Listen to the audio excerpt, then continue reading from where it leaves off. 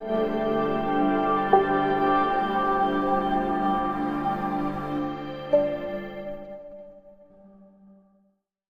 SP કચેરી સામે અચોક્કસ મુદતના ધરણા। અબડાસા તાલુકાના ડુમરા ગામે 6 શખ્સો દ્વારા ઢોર માર મારી યુવાની હત્યા નિપજાવ્યા બાબતે પોલીસ ફરિયાદ થયેલ હતી। આ હુમલાના 6 દિવસ બાદ યુવાનનો મૃત્યુ થયેલ અને હોસ્પિટલ ખાતે મરણ જનારે ફરિયાદમાં 6 નામ લખાવેલા હતા, જેમાંથી 5 આરોપીઓની પોલીસે ધરપકડ કરી લીધી છે અને 6ઠા આરોપીની ધરપકડ કરવામાં આવેલ નથી। જે સંદર્ભે મરણ જનારના ભાઈ સલીમ મામદ સુમરા દ્વારા એસપી કચેરી સામે અચોક્કસ મુદતના ધરણા કરવામાં આવેલ છે। Bureau report, news 11 Gujarat, Mundra, Kutch.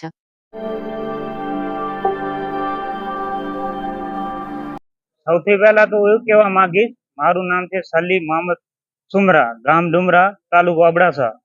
આજથી 11/7/2024 ના મારા ભાઈને 6 જણાએ ઢોર માર માર્યો હતો, જેમાં મારા ભાઈને હાથ, પગ અને ખાસ કરીને માથાના ભાગે, પાછળના ભાગે ગંભીર ઈજા પહોંચાડી હતી, જેના લીધે મારા ભાઈનું 6 દિવસ પછી મૃત્યુ થાય છે અને એના પછી અહીં લઈ આવ્યા। એના પછી દફનવિધિ પછી મારા ભાઈએ જે નામ લખાવ્યા હતા 6 જણ, એમાંથી 5 આરોપીની પોલીસે ધરપકડ કરી હતી। એમાંથી હજી એક જે 6ઠો આરોપી છે પ્રદીપસિંહ ઉર્ફે લાલો જાડેજા, એને 2 મહિના જેવા સમય વીતવા છતાં હજી પોલીસે આની ધરપકડ કરી નથી। એના લીધે હું 2 તારીખથી ધરણા ઉપર બેઠો છું।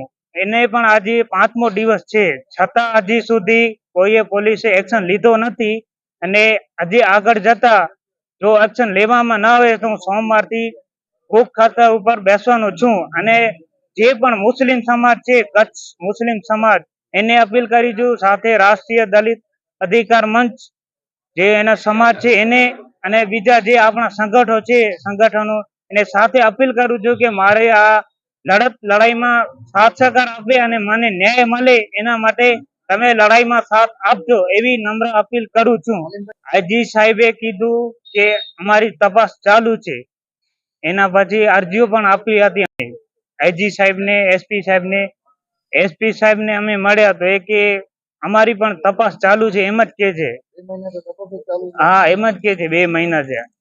અને ખાસ કરીને કોઠારા પોલીસ સ્ટેશન વાળા તો અમને એમ જ કે છે કે આ આરોપીનો કઈ એમાં રોલ નથી। જો સાહેબ આ જો ભાઈએ લખાવ્યા છે એફઆઈઆર માં, એ તો કાયદેસર છે ને સાહેબ, તો એમને ભલે જે આગળ કોર્ટ નિર્ણય કરે એ અલગ વાત છે, બાકી એની ધરપકડ તો થવી જોઈએ કાયદેસર રીતે। ના, કોઈએ નથી કીધું સાહેબ, મુલાકાત આયા જ નથી પોલીસ વાળા। આગળનો પગલો આપણે એ જ છે, સોમવાર સુધી જો આની કઈ એક્શન લેવામાં ન આવશે તો હું ભૂખ હડતાળ ઉપર ઉતરીશ અને મુસ્લિમ સમાજ, બધી સમાજને કહું છું કે મારો સાથ સહકાર આપે આ લડાઈમાં અને મારા ભાઈને પણ ન્યાય મળે ને મને પણ સંતોષ થાય કે ના આની ધરપકડ થઈ ગઈ, બસ એટલું કહેવા માંગુ છું।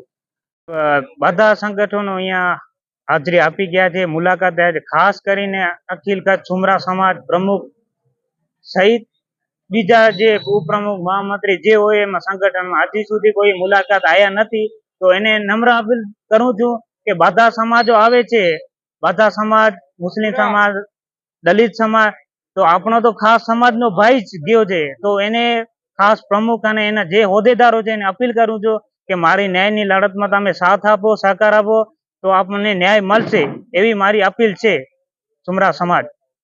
સૌથી પહેલે તો જે પોલીસ એટ્રોસિટીના બનાવો જે કચ્છમાં બને છે ખૂબ જ ચિંતાજનક વિષય છે, કેમ કે પોલીસનું કામ જનતાનું રક્ષણ કરવાનું છે, જનતા ઉપર અત્યાચાર કરવાનું નથી। ઘણા બધા કિસ્સાઓમાં આપણે જોયું છે કે પોલીસના અત્યાચારથી, જેમ કે અંજારનો કિસ્સો હતો, એક વેપારીને આત્મહત્યા કરવી પડી હતી। સલીમભાઈનો જે મુદ્દો છે, એમના ભાઈના જે આરોપીઓ છે, જે આરોપીઓ પૈકીના 5 પકડાયા છે, પણ એક આરોપી હજી પણ પોલીસ પકડી નથી શકતી, એટલે એવું લાગે છે કે પોલીસની રહેમ રાહમાં જ આરોપીઓ ફરતા હોય એવું લાગે છે। અને એક કિસ્સામાં પણ આપણે 317 જેવી ગંભીર કલમોમાં પણ પોલીસે કોઈ યોગ્ય કાર્યવાહી નથી કરી। સલીમભાઈના કિસ્સામાં પણ એવું છે કે સાચા ખોટા કેસો કરેલા છે, અમારા ઉપર પણ સાચા ખોટા કેસો કરેલા છે। માટે પોલીસનું કામ હાલમાં એવું જ છે કે આરોપીઓ જે છે એમને છાવરવાનો, તમને ધ્યાનમાં હશે કે અનેક જગ્યાએ દારૂના અને ડ્રગ્સના જે ધંધાઓ થાય છે એના વિરુદ્ધ પોલીસ કોઈ કાર્યવાહી નથી કરતી, પરંતુ જે હકીકતમાં જ્યાં પોલીસની જરૂર હોય છે ત્યાં પોલીસ લોકોની મદદ નથી કરતી। અને પોલીસ પ્રજાનો મિત્ર છે એ જે સૂત્ર છે એ સૂત્રને સતત ને સતત ધૂળમાં નાખતી હોય એવા દ્રશ્યો કચ્છમાં દેખાઈ રહ્યા છે. સૌથી મોટો પ્રશ્ન એ છે કે કચ્છ છેલ્લા 2 થી 3 મહિના થયા એસપી વગર ચાલી રહ્યું છે કચ્છ પશ્ચિમ.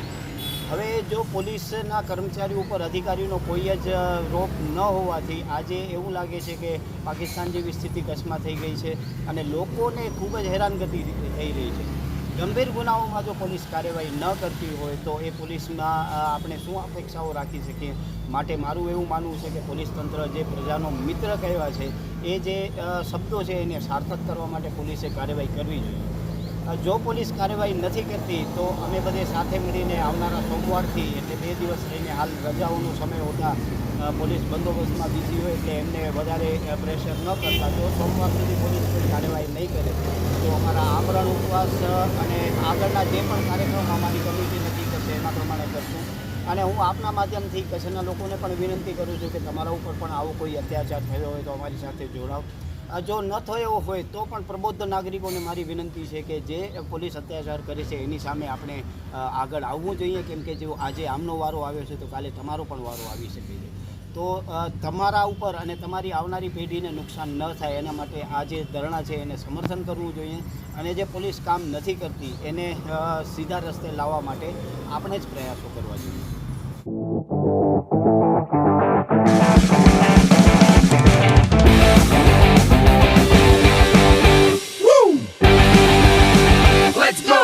रियल फ्रेशनेस का अनुभव यश सॉफ्ट ड्रिंक्स.